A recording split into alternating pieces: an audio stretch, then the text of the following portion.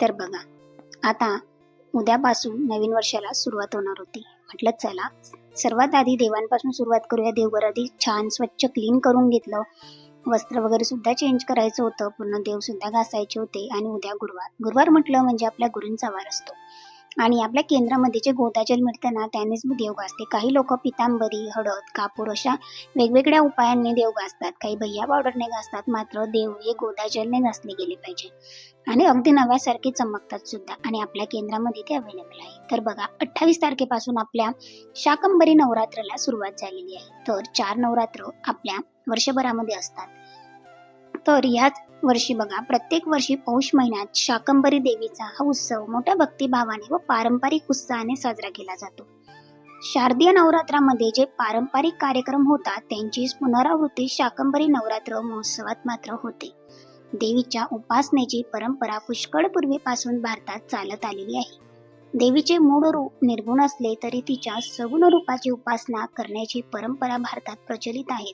कुलदेवी, ग्रामदेवी, शक्तीपीठ आदी रूपांमध्ये देवीच्या विविध सगुण रूपांची उपासना केली जाते. हिंदू संस्कृतीमध्ये तर जितके महत्त्व देवाला आहे तितकेच देवीलाही आहे, हे विशेषत्वाने सांगावेसे वाटते. भारतात अन्य संप्रदायाप्रमाणे शक्ती संप्रदायही कार्यरत आहेत. पंचायत पूजेमध्ये शिव, विष्णू, गणपती आणि सूर्य यात समावेश. देवींच्या पूजनाचेही विशेष महत्त्व तितकेच आहे.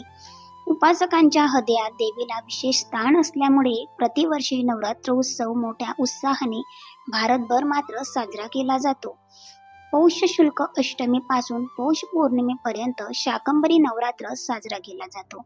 यंदा हा उत्सव 28 डिसेंबर ते 3 जानेवारी या दरम्यान साजरा केला जाणार आहे. भारताच्या विविध प्रांतांसोबतच महाराष्ट्रातही शाकंभरी देवींची पूजा केली जाते. शाकंभरी पौर्णिमा ही पौष पौर्णिमेला असते. महाराष्ट्रातील काही देशस्थ, ऋग्वेद ब्राह्मणांनी व इतर समाज बांधवांनीही कुलदेवता आहे. शाकंभरी देवीला बनशंकरी असे म्हटले जात होते. आणखी एक नाव आहे. तिचे मुख्य स्थान हे विजापूर जवळ बदामी येथे आहे. शारदीय नवरात्रीप्रमाणे शाकंभरी नवरात्रीमध्येही आदिशक्तीची पूजा केली जाते. आईसाहेबांची पूजा केली जाते, उपासना केली जाते. प्रत्येक चंद्र महिन्याच्या पौर्णिमेला काहीतरी विशेष महत्त्व आहे. यंदा यावर्षी शाकंभरी पौर्णिमा हे तितकीच महत्त्वाची आहे. शाकंभरी देवीच्या उत्पत्तीची अगदी छान अशी कथा सुद्धा सांगितलेली आहे. देवी भागवत ग्रंथामध्ये शाकंभरी देवीच्या उत्पत्तीबद्दल छान अशी कथा आहे. एकदा खूप मोठा दुष्काळ पडला. लोक अन्न पाण्याविना उपाशी राहिले. त्यामध्ये अनेकांचा मृत्यूही झाला. देवीला या करुणा आली.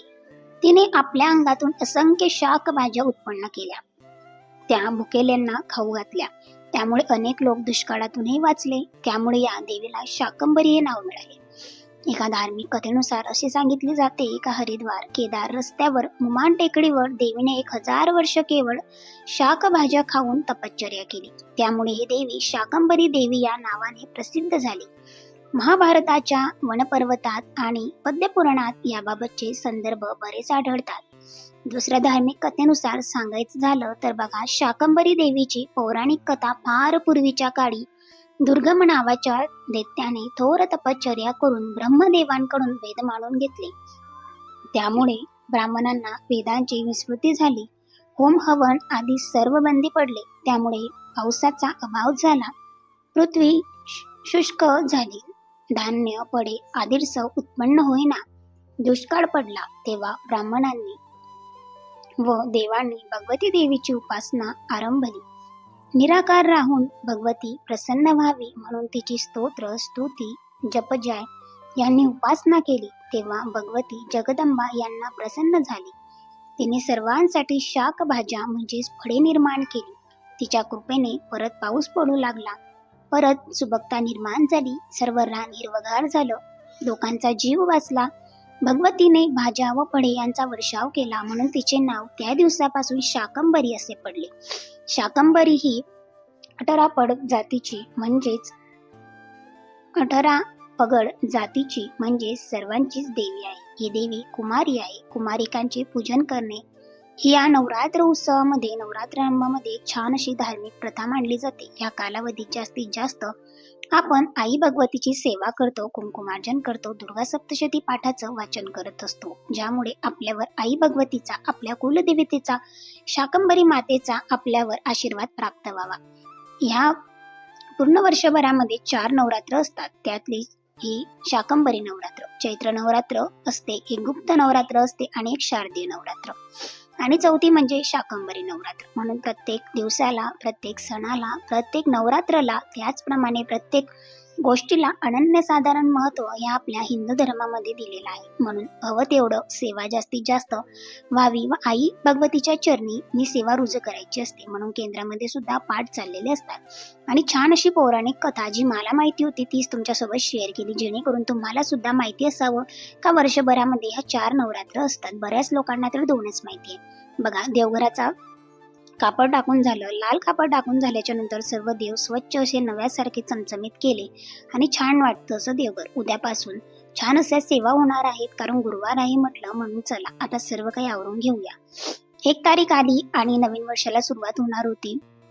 मला सुद्धा नवीन सेवेला सुरुवात करायची आहे. नवीन वर्ष म्हणजे नवीन सेवा, सगळं काही होणारच. पडदे वगैरे सगळे काही स्वच्छ असे धुवून घेतलेले होते. जे काही डोरमॅट वगैरे होते ते सुद्धा छान असे मी क्लीन करून घेतलेले होते. कारण कसं आहे ना, नवीन वर्ष आहे किंवा नवीन सेवा सुद्धा सुरू करायच्या आहेत आणि प्रत्येक वेळी सेवा होत असतात, म्हणून ह्या गोष्टी करणं खूप जास्त महत्त्वाचं असतं. म्हणून थोडंसं गोमूत्र होतं ते सुद्धा छान असं पूर्ण घरामध्ये शिंपडून घेतलं आणि अधूनमधून ते शिंपडत राहावं. ह्या चिमण्या थोड्या खाली येऊन गेलेल्या होत्या, त्यांना सुद्धा वर अशा सरकवून घेतल्या. व्यवस्थित असे पडदे जे क्लीन केलेले होते ते लावून दिले आणि थोडा वेळही जर अस्तव्यस्त जर घर असलं ना तर आपल्यालाही बरोबर वाटत नाही. पायदान वगैरे तर मी चेंज केलेले होते, डोरमॅट सगळे, पण बेडशीट वगैरे, उशी लोळ हे सर्व सुद्धा मी चेंज करून घेतलेलं होतं. कारण येणाऱ्या नवीन वर्षामध्ये आपण जर अशा छान पद्धतीने स्वागत जर केलं ना तर नक्कीच, आपण जरी काही मानत नसलो काही गोष्टींना तरी कॅलेंडर मात्र बदलणार आहे आणि येणाऱ्या प्रत्येक परिस्थितीला आपल्यालाही बदलावं लागतं, सामोरं जावं लागतं, तोंड मात्र नक्कीच द्यावं लागतं. तर बघा, या पद्धतीने आज दिवसभराच्या रुटीनमध्ये ही कामे होती. देवपूजेचे भांडे मी 4-5 दिवस आधी छान अशी घासून घेतलेली होती, म्हणून मला ती घासायची नव्हती.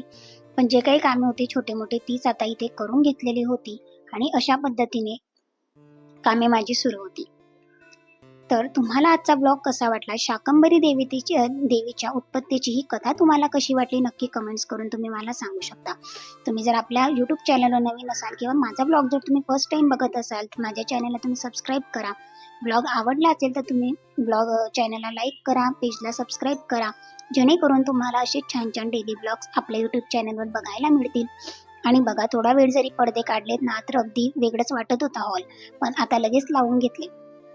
आणि असं काही नाही का घर सजवण्यासाठी खूप महागाच्याच गोष्टी असल्या पाहिजे किंवा खूप महाग गोष्टींचीच आपल्याला आवश्यकता असते किंवा खूप पैशांची आवश्यकता असते, तर नाही. आपलं मन प्रसन्न राहावं यासाठी या छोट्या छोट्या गोष्टी जर तुम्ही केल्या ना तर निश्चितच वास्तू ही शुद्ध होत असते. सकारात्मकतेचं वातावरण वास्तूमध्ये येतं आणि छान वाटतं असं जर आपण कधी केलं तर. आणि बघा, असा काही माझा हॉल दिसत होता. तुम्हाला जर होम टूर हवा असेल तर तो सुद्धा मला कमेंट्स करून सांगा. पुन्हा भेटेल उद्याच्या ब्लॉग.